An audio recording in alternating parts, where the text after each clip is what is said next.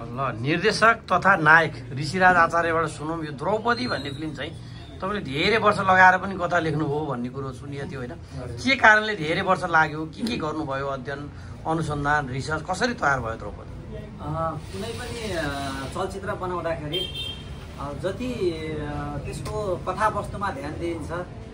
त्यति त्यसको गहिराइसम्म पुग्न सकिन्छ भन्ने चाहिँ मेरो अनुभवले भन्यो जति वर्ष मैले क्षेत्रमा काम गरेँ त्यसपछि चाहिँ अब पहिला जति चलचित्रहरू बनाइराखेको छु त्यो चलचित्रहरूबाट पनि मैले के सिकेँ भने हामीले जुन बेला जुन ट्रेन्ड आएको छ त्यसलाई पछ्याउन सक्यौँ भने चाहिँ त्यो हामीले गर्न लागेको प्रोजेक्ट सफल पार्न सकिन्छ जस्तो लाग्यो त्यसपछि मैले चाहिँ अब कसैले सकेसम्म नबनाएको सकेसम्म बनाएकै नहोस् र कहीँ कतै छोएको छ भने पनि फुल यो विषयमा चाहिँ नभएको होस् भन्ने एउटा कन्सेप्ट सोचिरहेको थिएँ त्यसपछि चाहिँ यो कन्सेप्ट जन्म भएको द्रौपदी चाहिँ मैले 4 वर्ष लाग्यो यसको चाहिँ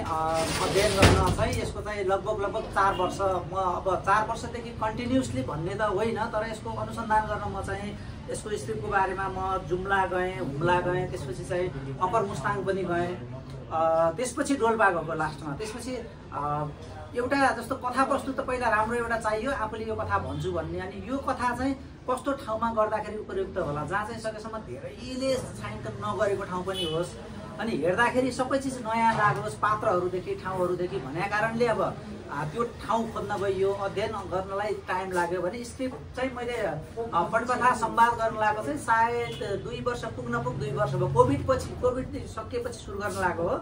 यसमा चाहिँ मैले केही लेखेका चिजहरू थिए त्यसपछि अलिकति अनुसन्धान गर्दाखेरि केही चिजहरू नपुगेको हुने फेरि त्यो फिल्डमा गएर अझै केही चिजहरू थप गरेँ त्यसपछि मैले यसमा यही विषय सम्बन्धी पिएचडी गर्नुभएका सरहरूसँग पनि केही सल्लाह गरेँ त्यस कारणले पनि अलिकति बढी समय लागेको हो त्यसपछि तपाईँलाई जोडिहालेँ मैले तपाईँ यो जातपात समितिमा हुनुहुन्छ धेरै फिल्म हेर्नुहुन्छ सबै भाषाका हेर्नुहुन्छ हिन्दी हेर्नुहुन्छ नेपाली सबै हेर्नुहुन्छ यो कसैले नबनाएको भन्नुभयो यस्तै कथामा एउटा टुल्की भन्ने बनेको भन्ने सुनेको छ होइन त्यो होइन त्यो यस्तो छ मैले अघि पनि भन्दाखेरि के भने 2-3टा चलचित्रहरू कुनै त्यसको सानो छेउ टुप्पा छोएको चाहिँ छ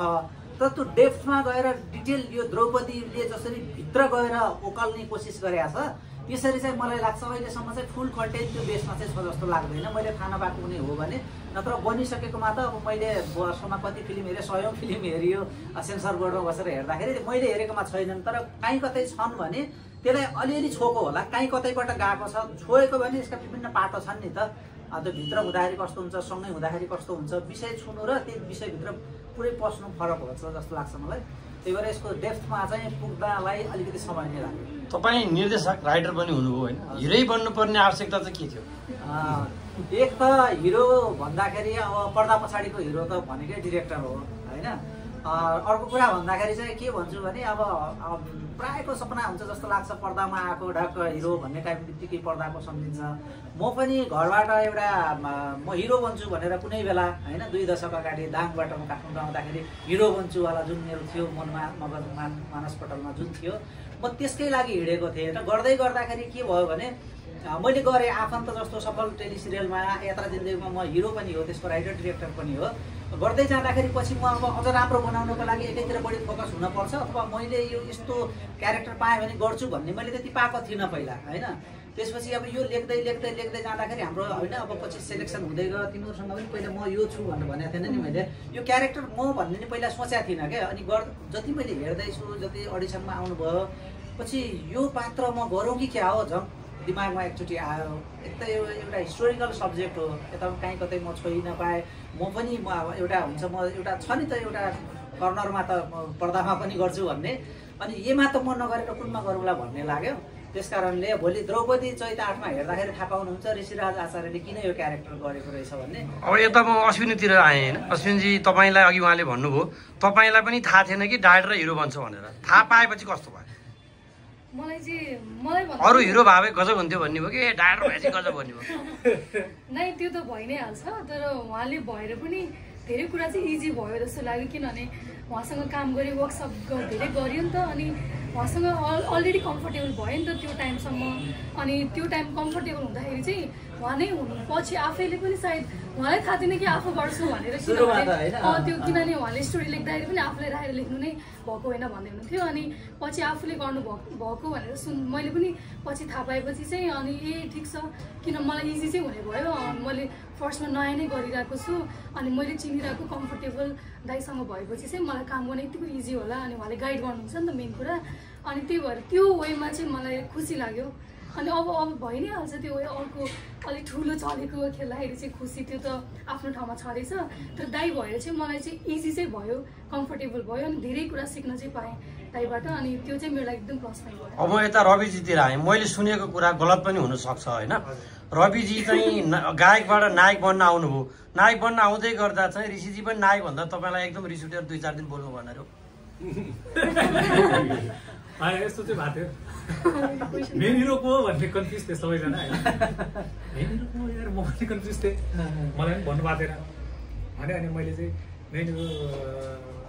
चाहिँ पछि दाइले गरिसक्यो भने चाहिँ मतलब मेन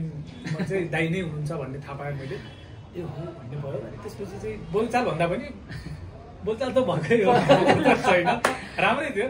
जस केही चिज भएको चाहिँ हो मैले सुनेको सही रहेछ केही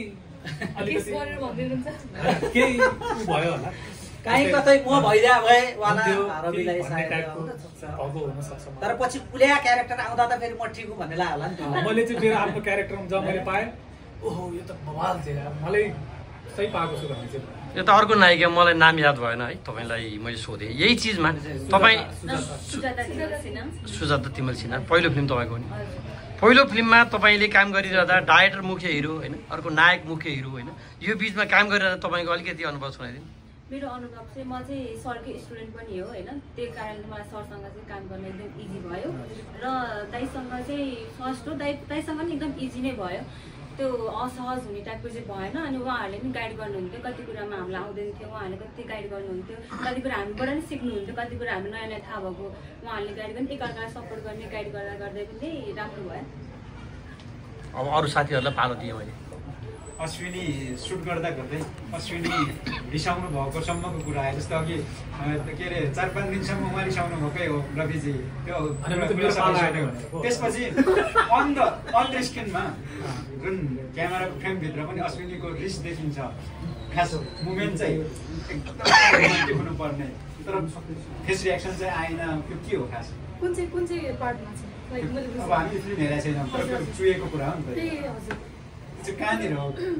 के प्रसङ्गमा हो तपाईँको मैले भने नि तपाईँको फेस एक्सप्रेसन बडी ल्याङ्ग्वेज चाहिँ एकदम रोमान्टिक आउनु पर्ने तर आएन भने क्या डाइरेक्टर जबले खोज्नु भएको जस्तो किन हो खास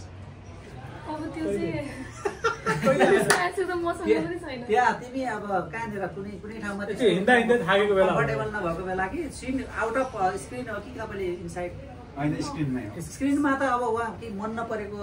क्यारेक्टरले अलिकति टचर दिइरहेको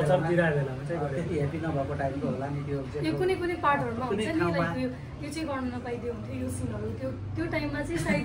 एक्सप्रेसमा देखियो होला नत्र मैले चाहिँ आफ्नो साइडबाट एकदमै जस्तोको क्यारेक्टर